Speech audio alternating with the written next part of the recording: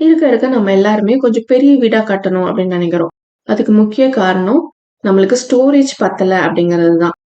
ரென்ட்டுக்கு எங்க அபார்ட்மெண்ட்டுக்கு வரவங்க கூட எங்களுக்கு சைஸ் பத்தாதுன்னு சொல்றதுக்கு காரணம், அவங்க வீட்ல இருக்க மெம்பர்ஸ்க்காக இல்ல. அவங்க கிட்ட திங்ஸ் நெறையா இருக்கு அப்படிங்கிறதுக்காக. இந்த மாரி நெறைய பேர் கேட்கிறத நான் பார்க்குறேன். அதுக்கு முக்கிய காரணம் நம்ம வந்து திங்ஸ் நெறையா வச்சிருக்கோம். அதுவும் யூஸ் பண்ணாத திங்ஸ். ஸோ அத டீக்ளட்டர் பண்றதுக்கான பெஸ்ட் 10 டீக்ளட்டரிங் ரூல்ஸ் தான் இன்னைக்கு உங்க கூட ஷேர் பண்ணியிருக்கிறேன். அதுல ஃபர்ஸ்ட் ஒன் பார்த்தீங்கன்னா, டீக்ளட்டரிங் அப்படிங்கிறது ஒரு ஸ்ப்ரிண்ட் கிடையாது. It's a marathon. நம்ம ஸ்ப்ரிண்ட் அப்படிங்கும்போது சீக்கிரமா ஓடி போயிருந்தது அப்படின்னு சொல்றோம். மராத்தான்ங்கிறது ரொம்ப தூரம் போறது. அதே மாரி தான் டீக்ளட்டரிங். டீக்ளட்டரிங்கிறது ஒரு லாங் ஜர்னி. ஃபர்ஸ்ட் நீங்க டீக்ளட்டரிங் ஜர்னி ஸ்டார்ட் பண்ணும்போது, ஹியூஜ் டீக்ளட்டரிங் பண்ற மாரி இருக்கும். நெறைய திங்ஸ் உங்க வீட்ல நீங்க தேவையில்லாதது பார்ப்பீங்க.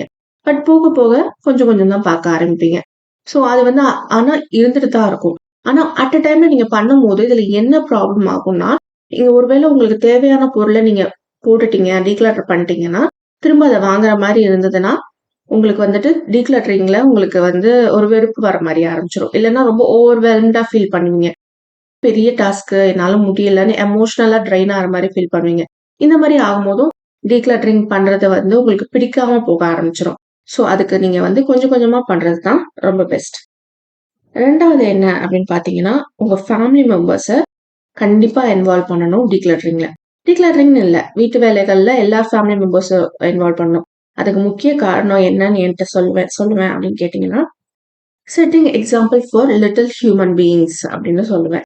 ஏன்னா, நம்ம வீட்ல குழந்தைங்க இருக்காங்க. என் பையன் இருக்கான்னா, நம்ம என்ன பண்றோமோ, அததான் அவங்க இமிட்டேட் பண்றாங்க அப்படின்னு சொல்லலாம்.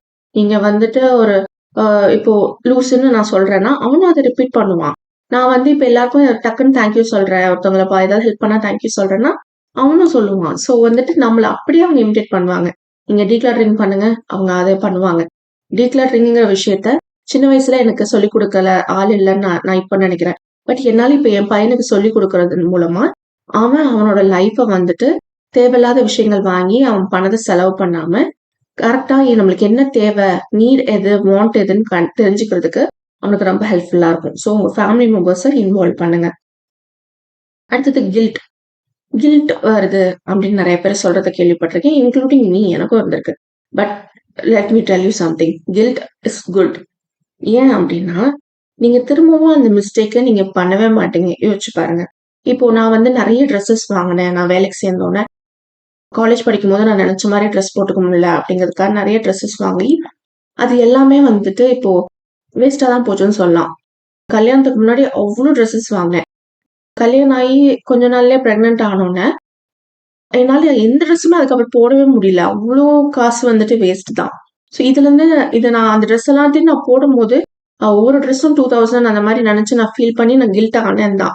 பட் நான் என்னதான் கில்ட் ஆனாலும், திரும்பவும் அந்த தப்ப பண்ணக்கூடாது. ட்ரெஸ்ல இவ்ளோ காசு போடக்கூடாது.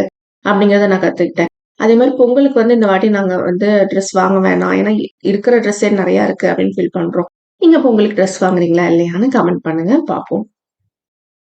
அடுத்தது பெரிய பெரிய தப்பு நான் பண்ணியிருக்கேன். கிளட்டர்ஸ வந்துட்டு ஆர்கனைஸ் பண்றது. நம்மளுக்கு எடுத்தோனே தெரியாது. நம்ம வந்து டீக்ளட்டரிங் அப்படிங்கிறதே வந்துட்டு புதுசா தான் நம்ம வந்து நான் புதுசா தான் 1 வருஷமா தான் நான் கத்துக்கிறேன். 1 வருஷமா தான் நான் வீடியோஸும் போட்டுட்டுருக்கேன். ஸோ வந்து நம்ம ஆப்வியஸ்லி கிளட்டர்ஸ வந்து ஆர்கனைஸ் பண்ணி தான் இருப்போம். ஆனா இனிமே அந்த தப்ப பண்ணக்கூடாது. இந்த கிளட்டர்ஸ நான் வந்து எப்படி ஆர்கனைஸ் பண்ணேன்னா, அதுக்கு முக்கிய காரணம் சோஷியல் மீடியா தான். சோஷியல் மீடியால அவ்ளோ ஆர்கனைசேஷன் வீடியோஸ் தான் பயங்கர பாப்புலரா இருக்கும். அத பார்க்கும்போது, அதுக்கப்புறமா வந்து நெறைய பேரு ஆர்கனைசர்ஸ் காசு குடுத்து வாங்க முடியலனாலும், சீப்பான ஆர்கனைசர்ஸ் வாங்கி பண்றது. இல்லன்னா வந்து டிஐஒய்ஸ் மாரி சீக்கிரம் போயிடும். நீங்க வந்துட்டு டிஐஒய்ஸ் பண்றீங்கன்னா தப்பா எடுத்துக்காதீங்க. I am not telling this to offend you. DIYs வந்து நீங்க என்னதான் கார்ட்போர்ட் பாக்ஸ் வச்சு பண்றது இதெல்லாம் பண்ணாலும், நீங்க கிளட்டர ஆர்கனைஸ் பண்றதுக்கு அத பண்ற டைமும் வேஸ்ட் தான். ஸோ கிளட்டர ஆர்கனைஸ் பண்றதுக்காக, நீங்க வந்து காசு குடுத்த ஆர்கனைசர்ஸோ, இல்ல டிஐஒய்ஸ் உங்க டைம் ஸ்பெண்ட் பண்ணி பண்ண வேண்டாம். அடுத்தது less is more. Too much of anything is never good அப்படின்னு சொல்லுவாங்க. இப்போ வந்து நம்ம நியூ இயர் முடிஞ்சது. இப்ப நியூ இயர்க்கு வந்துட்டு நம்ம எல்லாரும் பாயாசம் பண்ணியிருப்போம். இல்ல ஏதாவது ஸ்வீட் பண்ணியிருப்போம். அதுல ரொம்ப நீங்க ஸ்வீட் போட்டு பாருங்க. கொஞ்சம் 1 ஸ்பூன், 2 ஸ்பூனுக்கு மேல போகாது. அதே மீடியமா இல்ல வந்து கம்மியா லைட்டா போட்டிருந்தீங்கன்னா, டேஸ்ட் வந்துட்டு அந்த பாயாசத்தோட டேஸ்ட் ரொம்ப நல்லா இருக்க மாரி இருக்கும். அதே மாரி தான் லைஃப்ல too much of things is not good. The best things in life aren't things. எனக்கு ரொம்ப பிடிச்சிருந்தது இந்த கோட். இந்த கோட் கூட என் விஷன் போர்டில் வச்சிருக்கேன். நம்ம எப்பவுமே திங்ஸ் வந்து வேணும் அப்படின்னு நினைக்க கூடாது. இன்னொன்னு, நம்மளோட கிளட்டர் எல்லாத்தையும் நம்ம ரிமூவ் பண்ணும்போது நம்மளுக்கு முக்கியமானது எதுவோ அது நம்மளோட ஃபோக்கஸ்க்கு வரும். அந்த மாதிரி இருக்கும் போது லைஃப் நம்ம நினைச்ச மாதிரி இருக்கும். அடுத்தது டீக்ளரிங் பண்ணும்போது ஆல்வேஸ் மேக் அ லிஸ்ட். இது வந்துட்டு நீங்க டீக்ளரிங்கோட ஸ்டார்டிங்ல இருக்கீங்க அப்படின்னா ஒரு பேப்பர் பென் எடுத்துக்கோங்க. இந்த வீடியோ முடிஞ்சோடனே கூட இருங்க, இல்லை வீடியோ பாஸ் பண்ணிட்டு கூட இருங்க. எடுத்து அதுல வந்துட்டு உங்க வீட்டுல வந்து என்னென்ன ரூம்ஸ் இருக்கு அப்படிங்கறத எழுதிக்கோங்க. இல்லைன்னா கேட்டகரி வைஸா பிரிச்சுக்கோங்க. அந்த கேட்டகரியில எத்தனை ட்ராஸ் இருக்கு, எத்தனை கபோர்ட்ஸ் இருக்கு, இல்லை எத்தனை ட்ரேஸ் இருக்கு, இந்த மாதிரி பிரிச்சு ஃபுல்லா டீக்ளரிங் பண்ணுங்க. டீக்ளரிங் பண்ணி முடிக்கிற வரைக்கும் ஆர்கனைசிங்கை பத்தி யோசிக்கவே யோசிக்காதீங்க. ஏன்னா வந்துட்டு அது வந்து கிளட்டர் நம்ம ஆர்கனைஸ் பண்ணும்போது அது வந்து ஒரு சஸ்டைனபிள் ஆர்கனைசேஷனா இருக்காது. சஸ்டைனபிள்ங்கும் போது நிலைச்சிருக்கக்கூடிய ஆர்கனைசேஷனா இருக்காது. சீக்கிரம் கலையுது ஒரு இடம். ஒரு இடத்துல வந்துட்டு நம்ம இத்தனை வாட்டி எடுத்து வச்சாலும் திரும்ப திரும்ப மெஸ்ஸி ஆயிட்டே இருக்குன்னா அது காரணம் அதுதான். ஸோ வந்து இந்த மாதிரி லிஸ்ட் எழுதிட்டு அதை வந்துட்டு நீங்க வந்து டீக்ளட்டர் பண்ணி முடிங்க. அதுக்கப்புறமா நம்ம ஆர்கனைஸ் பண்ணலாம். அடுத்தது a place for everything. இந்த கோட் வந்து ஆக்சுவலா பெஞ்சமின் பிராங்க்லின் சொன்னது. a place for everything and everything in its place அப்படிங்கிற கோட்டு. ஒரு வீடு ஆர்கனைஸ்டா இருக்கணும்னா அதுக்கு இந்த கோட்ல இருக்கபடி ஒவ்வொரு பொருளுக்கும் ஒவ்வொரு ஹோம் இருக்கணும் அப்படிங்கிறது தான் அந்த கோட். இது வந்து எல்லாரும் தெரிஞ்சிருக்க வேண்டிய முக்கியமான விஷயம். இது வந்துட்டு நம்மளோட வீடை வந்து கிளட்டர் இல்லாம ஆர்கனைஸ் பண்றதுக்கு ரொம்ப முக்கியமா இருக்கிறது. இன்னொன்னு வந்து நம்ம டைடி அப் பண்றோம். இப்போ ஹாலையோ பெட்ரூமையோ நம்ம டைடி அப் பண்றோம்னா 5 மினிட்ஸ்க்கு மேல எனக்கு ஆகாது. அது காரணம் எல்லாத்துக்கும் ஒரு இடம் இருக்கு. இதுல நான் மறுபடியும் ரிப்பீட் பண்றேன். கிளட்டரை நம்ம ஆர்கனைஸ் பண்ணோம்னா இந்த மாதிரி பண்றது வந்து சாத்தியம் கிடையாது. என்னதான் நம்ம ஆர்கனைஸ் கிளட்டர் பண்ணியிருந்தாலும் அது கொஞ்ச நாளைக்கு அப்புறம் எங்க வைக்கிறதுன்னு தெரியாது. அதே மாதிரி இப்ப புதுசா நீங்க ஒரு பொருள் வாங்கிட்டு வரீங்கன்னா அதை வைக்கிறதுக்கு உங்களுக்கு இடம் இல்லை, நீங்க அதை யூஸ் பண்ணவே இல்லை, ஒவ்வொரு நாளும் ஒரு இடத்துல இருக்குன்னா கொஞ்சம் யோசிச்சு பாருங்க. அது நீங்க உங்களுக்கு தேவையில்லாத பொருளா இருக்கலாம். அடுத்தது எனக்கு நான் பண்ற ஒரு முக்கியமான விஷயம் ட்ரெஸ்ஸஸ் வந்து நான் ஹியூஜ் டீகா ட்ரெஸ் முடிச்சுட்டேன். ஸோ இப்போ ரீசெண்டா என் பையனுக்கு ஏதாவது ட்ரெஸ் பத்தல, இல்லை ஏதாவது கிழிஞ்சிருக்கு, ரொம்ப அழுக்காயிடுச்சு, இந்த மாதிரியானதெல்லாம் நான் டீக்ளட்டர் பண்றதுக்கு எடுத்துக்கிறது பாத்தீங்கன்னா தனியா அதுக்காக நாள் ஒதுக்கி நான் பண்றது கிடையாது.